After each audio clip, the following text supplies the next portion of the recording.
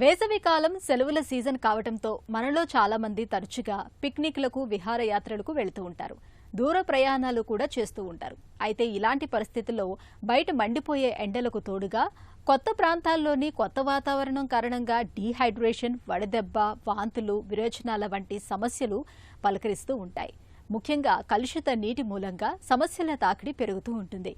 ఈ నేపథ్యంలో తీవ్రమైన ఎండల మూలంగా డసిపోకుండా ఉండేందుకు డీహైడ్రేషన్, వడదెబ్బ వంటి సమస్యలను నివారించుకునేందుకు వేసవి ప్రయాణాల్లో ఎలాంటి జాగ్రత్తలు తీసుకోవాలో ఇప్పుడు తెలుసుకుందాం.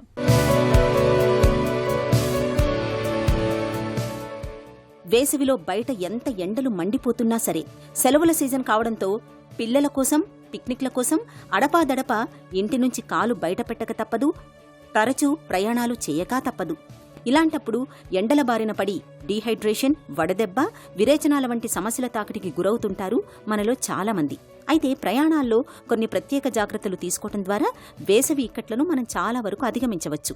ముఖ్యంగా ప్రయాణాలు చేయవలసి వచ్చినప్పుడు వాతావరణం కాస్తంత చల్లగా ఉండే ఉదయపు వేళల్లో కానీ లేదా సాయంత్రం వేళల్లో కానీ బయలుదేరడం మంచిది. ప్రయాణానికి బయలుదేరే ముందు బాగా నీళ్లు తాగడం మంచిది. తప్పనిసరిగా నీళ్ల బాటిల్ని వెంట ఉంచుకోవాలి. దాహం వేసినా వేయకున్నా తరచూ కొద్దిగా నీళ్లు తాగుతుండాలి. పిల్లలకు, వృద్ధులకు ఈ జాగ్రత్తలు మరీ అవసరం.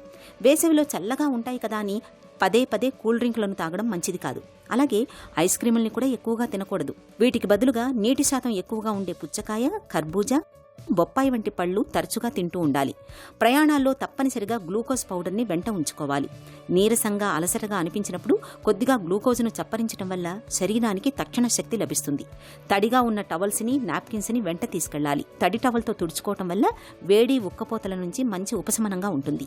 ఇక ప్రయాణాల్లో ఉన్నప్పుడు మసాలాలతో కూడిన భోజనం కన్నా సాత్విక ఆహారాన్ని తీసుకోవడమే మేలు. ఈ జాగ్రత్తలు ప్రయాణాల్లో వేసవి ఇక్కట్లను చాలా వరకు నివారిస్తాయి.